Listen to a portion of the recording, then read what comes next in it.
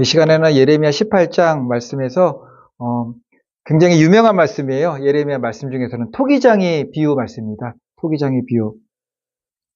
이제 1절부터 그 12절 말씀 내용을 중심으로 한번 살펴보겠습니다. 하나님께서 예레미야를 토기장이 집으로 보내셨습니다. 가라 말씀하셨죠. 왜냐하면은 그곳에서 얻을 교훈이 있고 깨달아야 될 것이 있었던 거예요. 하나님께서 어느 날 예레미야에게 토기장이 집으로 가라고 하셨습니다. 1절하고 2절 말씀 한번 보겠습니다. 1절과 2절 우리 다 같이 한번 읽어볼까요? 시작. 여호와께로부터 예레미야에게 임한 말씀에 이르시되 너는 일어나 토기장이 집으로 내려가라. 내가 거기에서 내 말을 내게 들려주리라 하시기로. 먼저 이 말씀에서 생각할 것은 여호와께서 예레미야에게 임한 말씀이니라. 너는 일어나 토기장이 집으로 내려가라 라는 명령을 받았을 때 예레미야가 즉각 일어나서 순종했습니다. 근데 이것이 왜 어려운가 하면은 왜 내려가야 되는지에 대한 이유를 말씀을 안 하셨어요. 토기장의 집으로. 무슨 일 할 때 우리 그러잖아요. 왜 그러냐고 얘기를 하라고 얘기를 해야지. 그래야지 하지. 이해가 가야지 하지. 근데 예레미야에게는 그렇게 말씀 아니하시고 내가 거기서 내 말을 내게 들려주리라. 가면은 알게 된다. 가면 말씀을 주실 것이다. 라고 한 거죠. 근데 이게 순종하기 힘든 것이 일상적인 명령이 아닌 거예요, 이거는 딱 들으면은, 이거 순종해야지 그런 말씀이 아닌 거죠. 하지만 예레미야가 주저없이 하나님 말씀에 순종하여서 하나님 명령대로 토기장의 집으로 가게 됩니다. 우리에게 있어서 절대 순종, 절대 감사는 언제 나오냐면은 하나님의 절대 주권을 인정하면 돼요. 하나님의 절대 주권이라는 것은 이건 누구도 거기다가 이의를 제기할 수도 없고 사람의 생각도 포함되지 않고 회전하는 그림자도 없으신 완전 무결한 하나님의 완전하시고 무음하신 아주 선하신 그리고 공의로운 뜻이에요.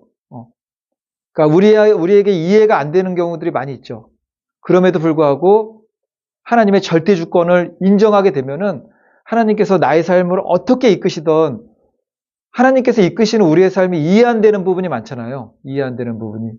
특히 고난에 대한 것에 대해서는 우리가 이해가 안 됩니다. 많이. 왜 이런 고난이 나에게 있어야 되는가. 고난을 겪으면서도 이해가 안 되는 수가 있고 고난을 다 겪고 난 다음에도 이해가 안 되는 경우가 많아요. 보통 고난을 겪고 난 다음에는 이런 일 때문에 이런 뜻으로 나에게 이런 고난을 허락하셨구나 라고 생각을 하지만 어느 경우에는 우리 욥기서를 읽어봐도 알잖아요. 욥기서를 읽어보면은 욥한테 왜 고난을 줬는지 말씀을 안 하세요. 단지 우리가 은혜 받고 깨달은 걸 이야기할 뿐이죠. 은혜롭고 사람마다 은혜 받고 욥기서를 읽고 이래서 고난을 주셨구나 은혜를 나눌 뿐이지 왜 그런 이유에 대해서 나오지가 않습니다. 우리 삶에 대한 고난의 해석도 마찬가지입니다. 이해도 안 되고 아주 오랜 시간이 지났는데도 왜 그런지 모를 때가 있어요. 그럼에도 불구하고 하나님 감사합니다. 하나님 말씀에 대해서 제가 순종으로 나아가겠습니다. 이것은 하나님의 절대 주권을 인정하는 믿음 속에서만 나올 수가 있습니다. 2절에서 너는 일어나 라고 할 때 일어나 이거는 언제 일어나라고 했죠?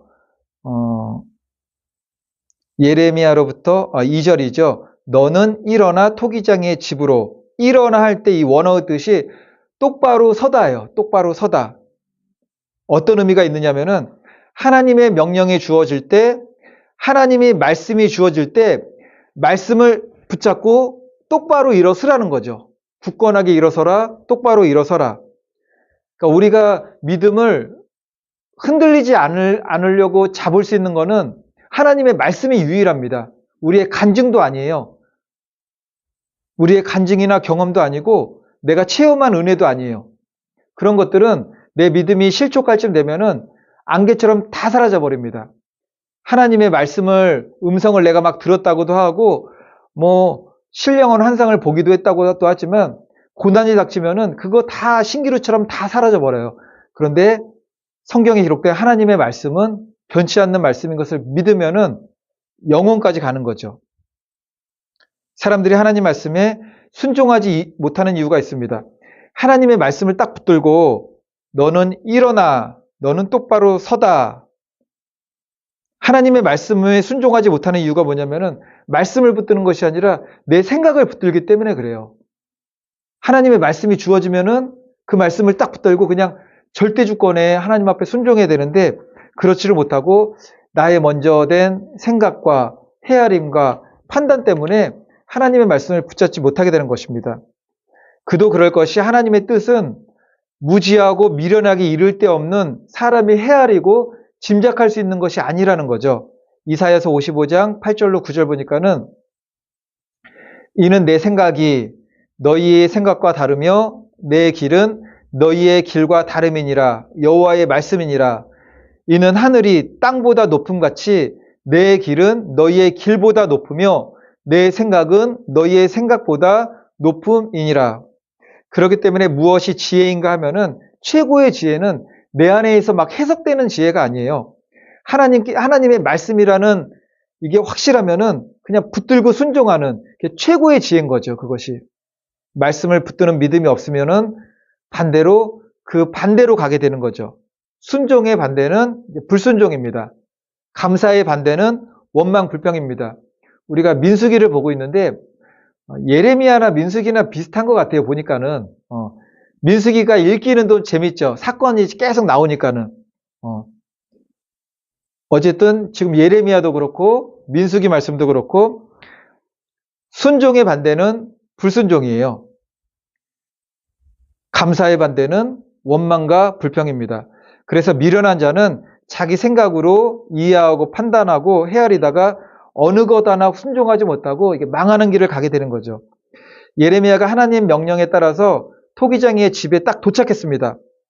딱 봤더니 이제 문을 열고 딱 들어온 거죠. 그 광경이 펼쳐져 있어요. 실제죠, 이거는.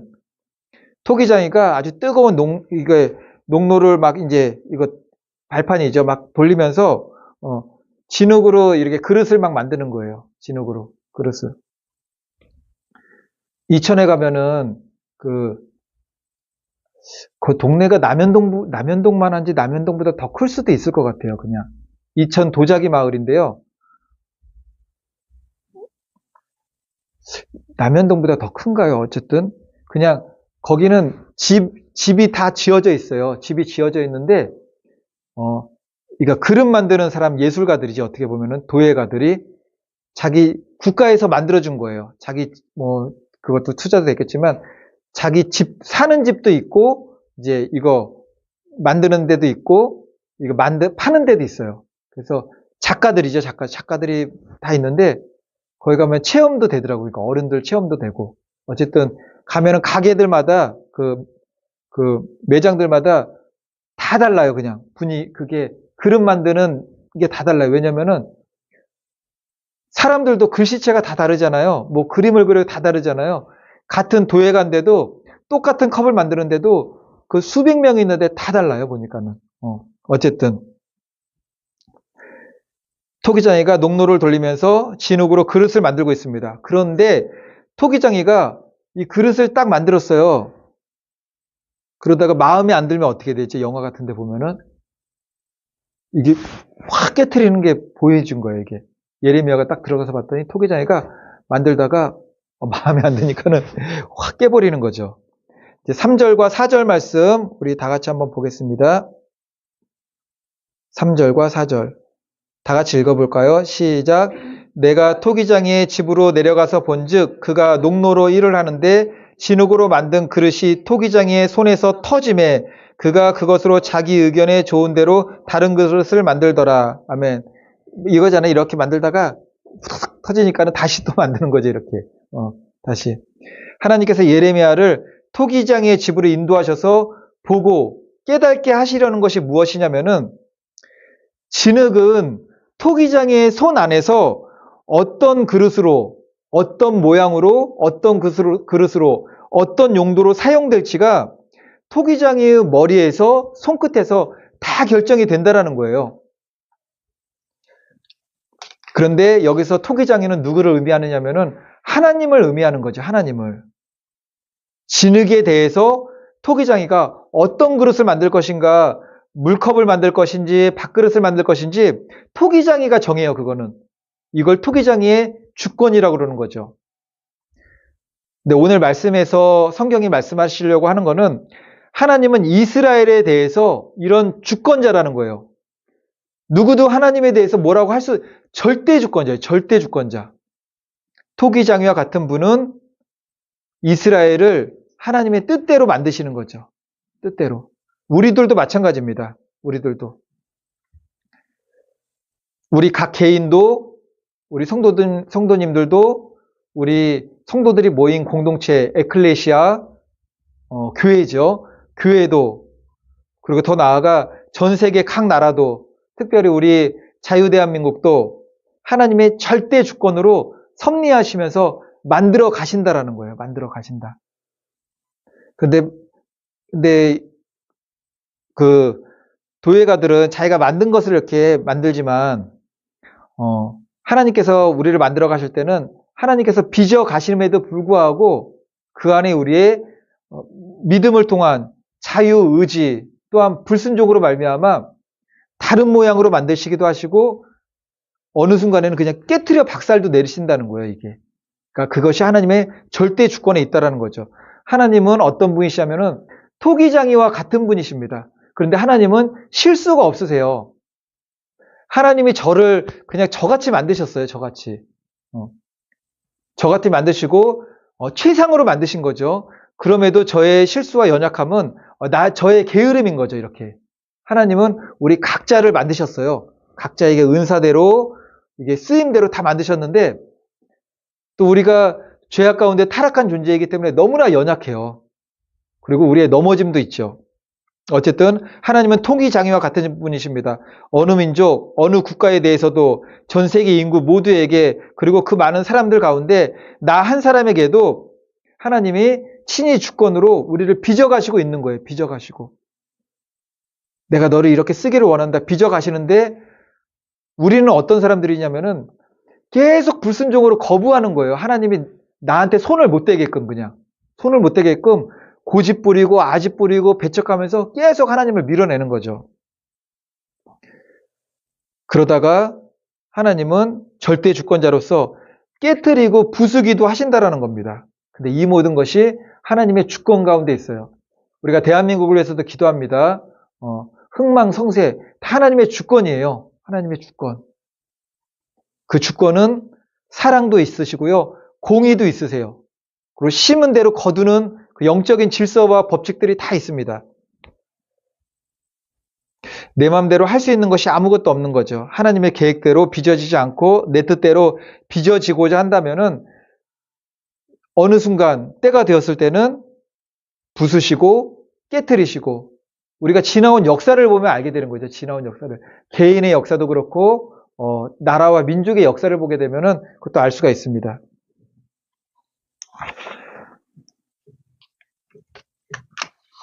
이제 여기서 우리가 몇 가지 교훈을 살펴보면은 이제 첫 번째로 하나님의 손 안에서 모든 것이 다 이루어진다라는 겁니다. 우리가 보기에는 우리의 열심으로 예를 들면은 탄핵을 반대하니까 탄핵을 찬성하니까 지지하는 세력이 많으니까 그런 것 같지만 6.25 전쟁 같은 경우에도 우리 눈에 보이는 흐름들은 있죠. 북한에서 소련제 탱크를 몰고 막 다 쳐들어와가지고 다 이렇게 점령되었을 때 유엔군이 다 오게 되고 그런 눈에 보이는 역사가 있지만 그것들도 토기장이 대신 하나님의 손대로 섭리대로 이렇게 이루어져 간다는 것입니다. 쓰는 용도의 가치 모든 것이 토기장의 계획대로 됩니다. 6절 말씀 한번 보겠습니다. 6절 다 같이 읽어보겠습니다. 6절 시작. 여호와의 말씀이니라 이스라엘의 족속아 이 토기장이가 하는 것 같이 내가 능히 너희에게 행하지 못하겠느냐. 이스라엘 족속아 진흙이 토기장이의 손에 있음 같이 너희가 내 손에 있느니라. 여기서 반드시 우리가 기억해야 되는 말씀은 진흙이 토기장이의 손에 있음 같이 너가 내 손에 있는 것이라. 나는 누구의 손에 있는 거죠? 하나님의 손에 있는 거예요. 하나님의 손에. 근데 사단들은 하나님의 말씀을 갖다가 막 비슷하게 인용하죠. 막 누가 내 손에 있다고 그랬죠? 뭐가 부처님 손바닥에 있다고 그랬나요? 다 이런 걸로 다 이제 막 끌어다 쓰는 거죠. 진흙인 내가 할 수 있는 일은 아무것도 없습니다. 진흙이 무엇을 할 수 있겠어요? 그러나 진흙 같은 내가 해야 되는 일이 있죠. 하나님이 만지시면은 그냥 맡기는 거예요. 하나님 앞에. 하나님이 빚으시고 막 돌리시면서 만드시잖아요. 토기장이가. 그 손길에 맡기는 거예요. 물을 뿌리면은 물을 뿌려지고 가마에 구우면 구워지고 토기장이가 계획하고 섭리하고 완성하고 다 합니다. 진흙이 하는 일은 이게 뭉개면 뭉개는 대로 피면 피는 대로 돌리면 돌리는 대로 맡기는 거죠. 거기서 우리의 생각이 아니라 그러니까 말씀을 붙드는 게 그런 삶인 거죠. 하나님께서 인도하시는 대로 주권적인 섭리에 다 맡기겠습니다. 이것이 말씀을 붙드는 믿음이 되는 것입니다. 나를 향한 하나님의 주권은 무엇인가 보니까는 4절에서 말씀했습니다. 자기 의견에 좋은 대로 그릇을 만들더라. 자기 소견, 자기 의견에 좋은 대로. 우리는 누구의 의견에 좋은 대로 만들어집니까? 하나님의 의견, 하나님의 손이 인도하면서 우리를 만들어 가는 것입니다. 우리 개인의 삶도 그렇고요. 거기에는 우리의 순종과 불순종, 감사와 원망이 있을 것이고 우리 교회도 마찬가지죠. 하나님의 주권적 섭리로 만들어 가십니다. 하나님의 은혜 가운데 깨달아가는 부분도 있을 것이고 깨닫지 못하는 부분도 있을 거예요. 그럼에도 불구하고 우리는 회개하면서 감사하면서 하나님의 주권적 섭리를 의지하면서 나아가는 것입니다. 잠언서 16장 9절 말씀 보니까는 사람이 마음으로 자기 길을 계획할지라도 그의 걸음을 인도하시는 이는 여호와시니라. 우리의 마음이 나의 길을 계획해서 내 인생의 길을 완성하는 것이 아니라 그 걸음을 하나님께서 인도하신대요. 그 걸음을 어떻게 인도하시죠? 주의 말씀은 내 발의 등이요. 말씀으로 딱 보여주시면은 하나님께서는 우리의 먼 장래에 대한 약속은 분명히 있지만 우리가 가야 될 길을 다 보여주시지 않으세요. 다 보여주시지 않으십니다. 그냥 한 걸음 한 걸음만 보여주세요. 그냥 지금 당장 해야 될 것만. 지금 당장 해야 될 것만. 여기 반석 오피스텔 이제 담당하시는 대표님께서 전화가 왔어요. 저한테 전화가 와가지고 이제 반석 오피스 저랑 세 분이서 공동 이제 명의로 되어 계시는데 그 중에서 이제 반석 오피스텔 여기 건축하신 분이 이제 반석 건설 그거 이제 대표이시면서 교회 장로님이시래요. 저 처음에 이제 교회 한다고 하니까는 저번에도 이제 교회를 했지만 교회를 한다고 할 때 그래도 이제 막 보고 싶다고 막 그러셨다고 그러는데 바쁘시니까는 또 굳이 이제 저 담당이 있으시니까 오지 않으셨는데 이제 세 분이서 회의를 하셨대요. 회의를 하셔가지고 이제 저희가 개척교회인지도 알죠. 개척교회인지도 알고 돈가스 하는 것도 다 알아요. 이제 그때 다 얘기를 했기 때문에. 그리고 그분들은 교회가 들어온다고 그러고 개척교회가 들어온다고 그러니까는 좋으시기도 하시지만 걱정도 되셨던 거예요. 왜냐면은 전에 계셨던 이제 저 바로 앞에서 여기서 목회하셨던 목사님은 저희들 처음에 들어와서 첫 예배 7명 예배 드렸었는데 그 목사님도 7명 예배 드리셨어요. 처음에. 그래서 이제 그분은 청년 사역을 하셨대요. 그래서 청년 사역해서 여기서 16년 정도 계셨는가? 그래서 청년들이 이제 좀 이제 3, 40대가 되었겠죠. 자녀들 낳고 그래가지고 주일학교까지 다 합하셔가지고 60,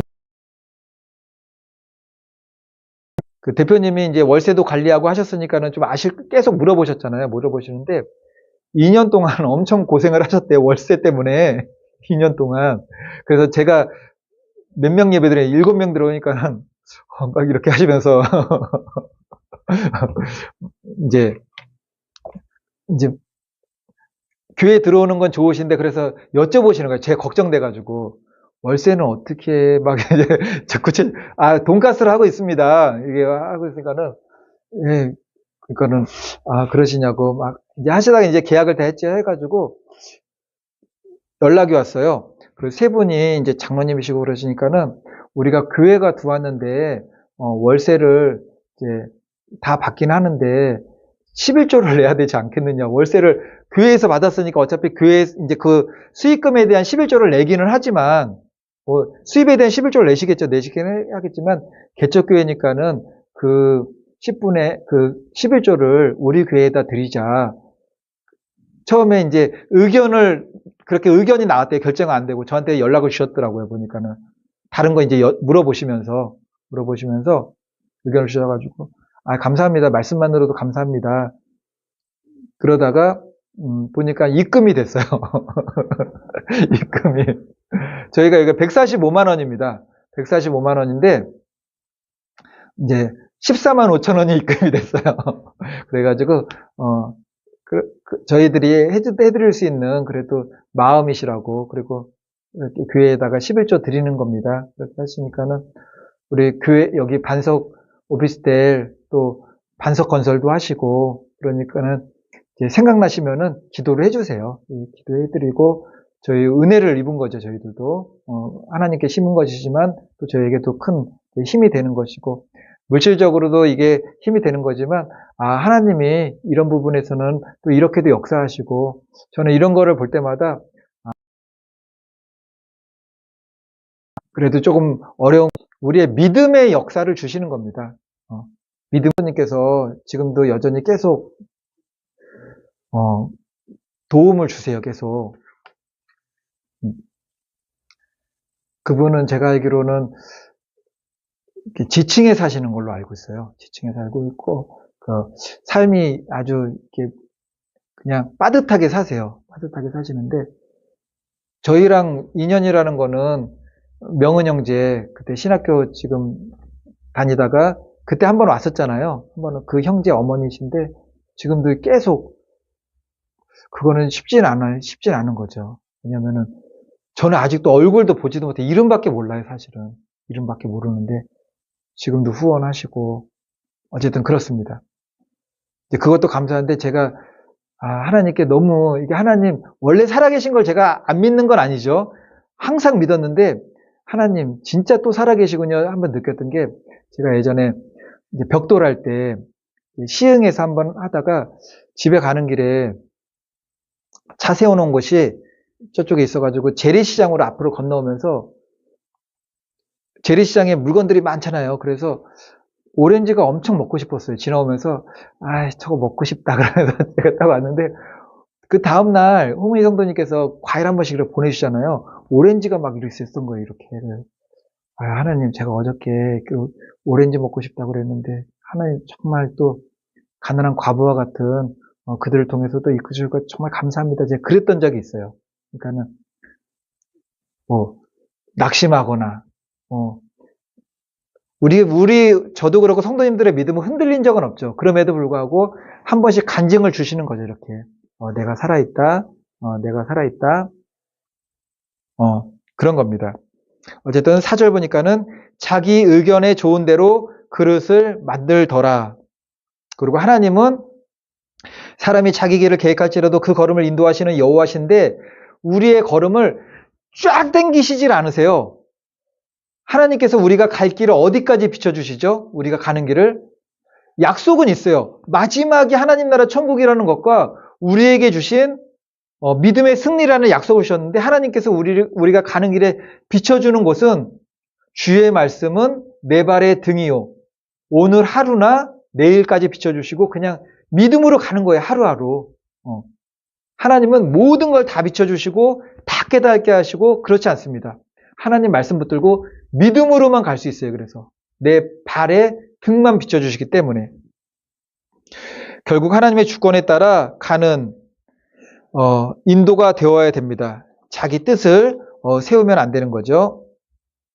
다시 한번 4절 보면은 진흙으로 만든 그릇이 토기장이의 손에서 터짐에 진흙이 잘 빚어지지가 않으니까는 다시 뭉쳐버린 후에 새로운 그릇을 만드는 거죠. 토기장이가 하나님이기 때문에 하나님이 잘못 빚은 게 아니에요. 여기서는 하나님이 빚으시려고 그러는데 진흙 같은 이스라엘이 막 불순종하고 막 배척하고 말씀 안 듣고 막 그러는 거죠. 그러니까는 다시 한번 이게 뭉쳐버리는 거죠. 다시 한번 시작하려고. 대한민국도 그럴 수 있어요. 왜냐면은 이거는 뭐 정치에 대한 것만 바라보면 사람들은 그렇게만 바라보지만 이거는 영적인 겁니다. 깊이 들어가면 영적인 거예요. 지금 한국 교회에서 지금 한국 교회에서요. 예를 들면은 우파 좌파 뭐 그냥 그렇게 나눈다 그러면 좌파가 지금 어느 정도냐면은 60%입니다. 60%. 60%예요. 그리고 지금 고신대, 총신대에서 학생들이 시국선언을 지금 했죠. 지금 이제. 왜 고신대, 총신대냐면은 거기가 보수교단이거든요. 보수교단. 진보교단 신학교들은 대학원 교수부터 학생들까지 다 몰라요. 지금도 이렇게 나라 민족에서 기도하는 데 보면은 교단이 정확히 갈라져 있어요. 정확히. 그것도 이제 그런 거 보면 이제 영적 흐름이라는 것을 우리가 알 수가 있는 거죠. 잘 빚어지지 않으니까는 그냥 뭉친 다음에 다시 만드는 거예요. 이것이 우리에게 있어서는 고난이 될 수가 있고 어느 때는 전쟁이 될 수도 있습니다. 큰 환란의 바람이 될 수가 있죠. 그때 깨닫고서 다시 순종하는 겁니다. 그때는 이제 빚으면은 또 순종하는 거죠. 그렇게. 토기장이 되신 하나님은 실수가 없으신 분이에요. 우리 각 개인에 대한 하나님의 인도하심과 고난에 대해서 우리 가정에 대해서 우리 국가에 대해서 민족에 대해서 하나님은 절대 실수하지 않는 분이십니다. 다만 우리가 미련하고 연약해서 실수하고 불순종하고 하나님의 말을 듣지 않을 뿐인 거죠. 그것 때문에 다시 확 뭉친 다음에 다시 만드시는 거예요. 다시.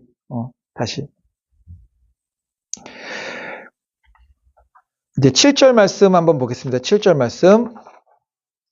7절, 8절, 9절 말씀. 다 같이 한번 읽어보겠습니다. 시작. 내가 어느 민족이나 국가를 뽑거나 부수거나 멸하려 할 때에 만일 내가 말한 그 민족이 그의 악에서 돌이키면 내가 그에게 내리기로 생각하였던 재앙에 대하여 뜻을 돌이키겠고 내가 어느 민족이나 국가를 건설하거나 심으려 할 때에 아멘. 하나님의 주권에 따라 달라질 장래는 어떤 것이냐면은 토기장의 손에 부수거나 건설할 권한이 다 있다라는 겁니다. 한 국가에 대해서도 뽑을 수도 있어요. 하나님께서 그냥. 사람이 아니라 나무가 아니고 그 거대한 국가인데도 하나님께서 뽑을 수도 있고요. 부술 수도 있대요. 또는 세울 수도 있고 건설할 수도 있습니다. 그것이 누구의 손에 달렸냐면은 하나님의 권한에 달린 겁니다. 하나님의 권한. 하나님의 주권이 이스라엘의 역사를 그렇게 이끄셨습니다. 출애굽 하나님께서 시키신 것입니다. 광야 생활 40년 하나님께서 통과하게 하신 것입니다. 가나안 정복도 하나님께서 하신 일이고 이스라엘 국가가 태동된 것, 나라가 건설된 것도 하나님이 하신 것입니다. 대한민국도 마찬가지입니다. 그리고 각 개인도 마찬가지예요. 저와 우리 성도님들 어느 날 어느 때부터 믿음을 갖기 시작하였고 교회에 와서 믿음 생활을 하였습니다. 각자의 모습이 다 다르죠. 간증도 달라요. 근데 그게 하나님이 하신 일이라는 거예요. 근데 우리는 이 땅에 살 동안에 그걸 다 할 수는 없어요. 고린도전서 13장에 나오는 것처럼 이제 구리 거울에 자기를 비춰보는 것처럼 하나님의 뜻을 알아도 어려운 뜻을 아는 거죠. 근데 하나님 나라 천국 가면은 모든 것이 다 해석이 돼요. 모든 것이. 하나님께서 나를 얼마나 사랑하셨는지 우리가 지금까지 궁금하게 여겼던 모든 영적인 것들이 다 해석이 되는 거죠. 이제 그것이. 그러나 이스라엘 백성이 하나님의 이러한 절대 주권을 인정하지 않고 도리어 우상을 섬기게 될 때 하나님의 주권이 이스라엘을 어떻게 심판하시느냐면은 뽑을 수도 있고 부숴버릴 수도 있다고 했죠. 그래서 이방 나라 바벨론의 노예가 되게 하셨던 겁니다. 이걸 다시 한번 확 뭉쳐버린 거죠. 그리고 나서 70년 후에 다시 토기장이가 되셔서 또 만들기 시작하셨어요. 그러니까 또 만들어지기 시작한 거죠. 이제 10절 말씀 한번 보겠습니다. 10절 말씀. 만일 그들이 다 같이 읽습니다. 시작. 만일 그들이 나 보기에 악한 것을 행하여 내 목소리를 청종하지 아니하면 내가 그에게 유익하게 하리라고 한 복에 대하여 뜻을 돌이키리라.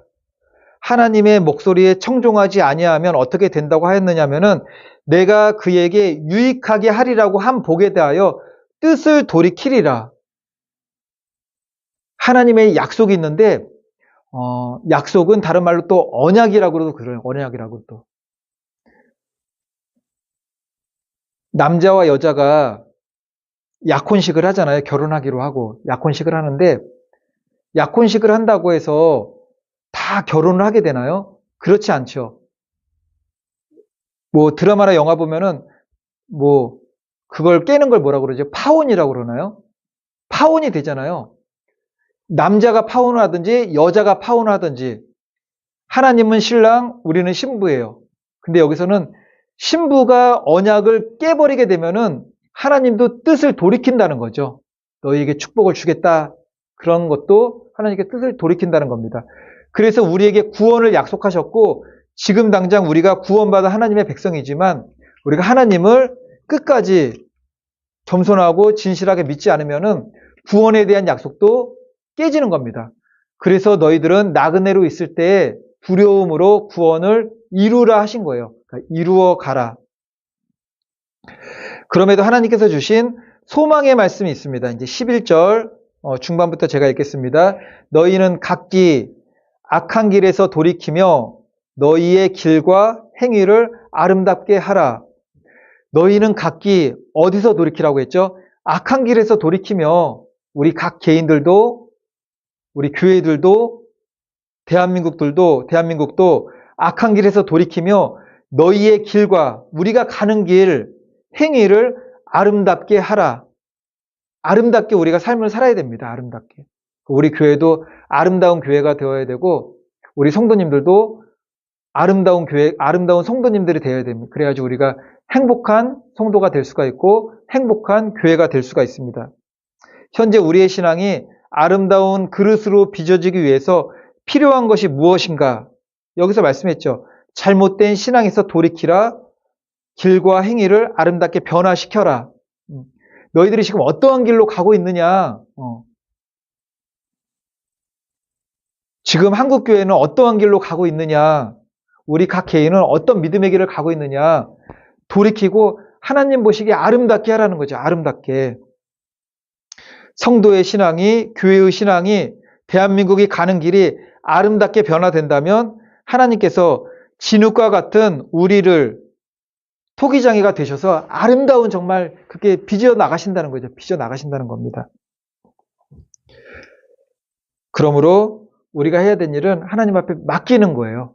겸손하게 맡기고 순종으로 맡기고 감사로 맡기는 겁니다. 감사로. 그게 안 되면은 최고의 믿음은 순종과 감사입니다. 순종과 감사. 순종과 감사예요. 우리가 이제 복종과 순종이란 말을 다 하잖아요. 너희들은 피차 복종하라 말씀도 하시고 하나님께서도 복종하라 말씀을 하셨어요. 그리스도의 군사들처럼 너희들은 복종하라. 복종과 순종의 차이가 무엇이냐면은 군대에서의 복종하고는 다른 복종이에요. 우리가 그리스도께 하는 복종은 군대에서 하는 복종하고 다릅니다. 군대에서 하는 복종은 이해가 되든지 되지 않든지 그냥 명령이니까 복종하는 거예요. 그냥 영혼이 없어요. 군대에서는 영혼이 없어요. 시키니까 해야 돼요. 그냥. 근데 그리스도인들의 복종은 하나님의 절대 주권을 믿는 거예요. 이게 그냥 절대 주권을. 순종은 기쁨과 감사가 막 넘치면서 하지만 복종은 그렇게 못할 수도 있지만 하나님의 절대 주권을 의지하는 겁니다. 그러므로 어떻게 보면은 복종의 믿음이 더 클 수가 있는 거죠. 너무 크고 너무 이해가 안 되는데 하나님의 절대 주권을 믿는 그 믿음 속에서 나아가는 거예요. 어느 것이 더 크다 마다 할 수는 없지만 순종은 우리가 할 때 다 이렇게 자연스럽게 하잖아요. 이게 너무 충만한 가운데 하니까는.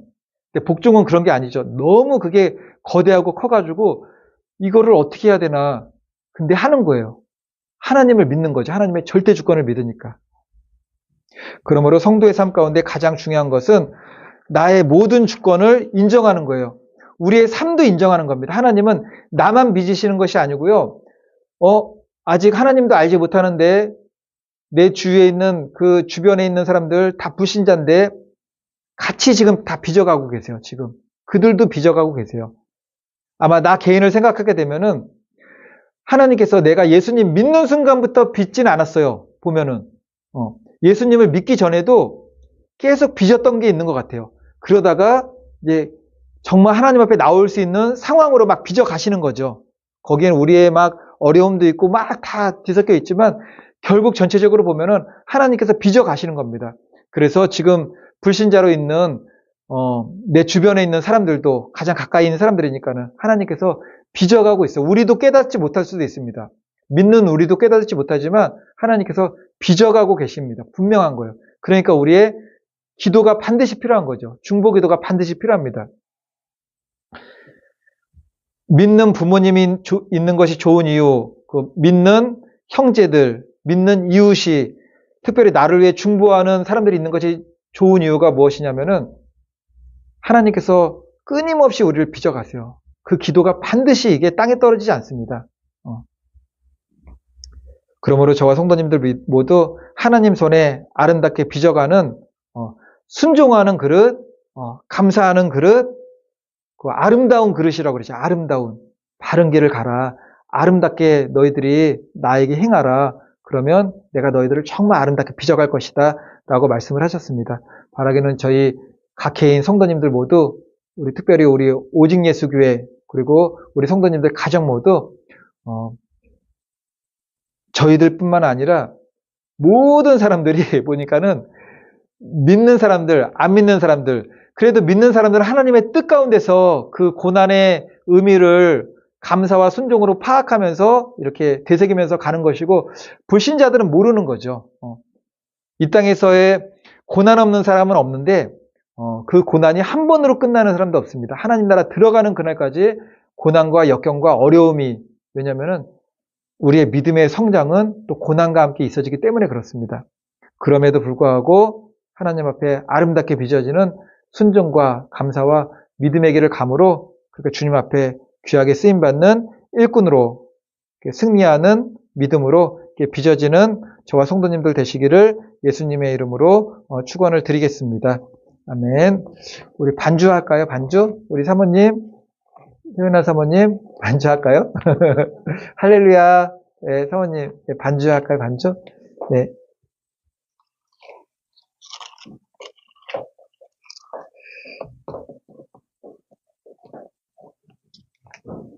지금의 우리의 2, 3도 하나님께서 빚어가고 계시는 걸까요? 그렇죠. 걸까요가 아니죠. 그런데 우리는 다 모르는 거죠. 빨리 벗어나고 싶으니까는. 네. 몇 장인가요, 우리 사모님? 네. 우리 260장 찬송 부르시고요. 내일은 세이브 코리아 기도회가 있는데요. 거기가 아마 지금 나라에서 일어나고 있는 이 시국이 비상시국이 끝날 때까지 아마 할 것 같아요. 근데 내일은 제가 참석을 못할 것 같아요. 왜냐면은 제가 계속 기도하는 친구가 있어요. 고등학교 1학년 때 이제 같은 반 친구였는데 이제 고등학교 내내 2학년도 같은 반이고 해가지고 제가 그 친구하고 학교 다닐 때는 제일 친해가지고 그때도 그 친구 전도해야겠다 계속해서 고등학교 1학년 때 한번 제 교회에 데려왔었어요. 제가 전도해가지고. 근데 그 친구가 그때 너무 민망한 일을 당한 거예요. 왜냐면은 제 성격 자체도 교회 오고 막 그러는 친구는 아닌데 집이 그때도 안산이었어요. 지금도 안산인데 그때도 안산이래 가지고 저희 천호동으로 학교를 다니려면은 어차피 사당역을 지나서 갔었어요. 이렇게 지나서 가가지고 어차피 토요일 날도 끝나고 이제 가니까는 사당역에 그때 교회가 있어가지고 왔는데 고등학교 1학년 때 왔는데 그 친구가 엄지발가락에 빵꾸가 났었던 거예요. 양말이. 근데 제가 보통 교회는 신발 벗고 들어가잖아요. 신발 신고 다니잖아요. 근데 거기는 신발을 벗고 들어가가지고 친구가 너무 이게 당황스러웠던 거예요, 그 친구가. 근데 저는 제가, 괜찮다고 했는데 그 친구가 지금도 얘기해요. 나 그때 교회 가가지고 양말 빵꾸 났었는데 너무 창피해가지고 막 이제 그 얘기도 하기도 하고 연락은 계속 했었어요. 했었는데 이제 그래서 내일 좀 만나기로 했어요, 제가. 예전에 그 전에도 한번 만나가지고 성경책도 주기도 했는데 뭐 내일 당장 전도가 되지는 않겠지만 그래도 계속 이제 때를 얻든지 못 얻든지 이제 복음을 전해야 될 것 같아가지고 5시쯤에 만나가지고 이제 같이 밥 먹고 우리 예수님에 대해서 또 전해주고 그렇게 와야 될 것 같아가지고 약속이 잡혀가지고 참석을 못하게 됐습니다. 그러니까 우리 성도님들 각자 그렇게 기도하시고 이렇게 움직이시면 될 것 같습니다.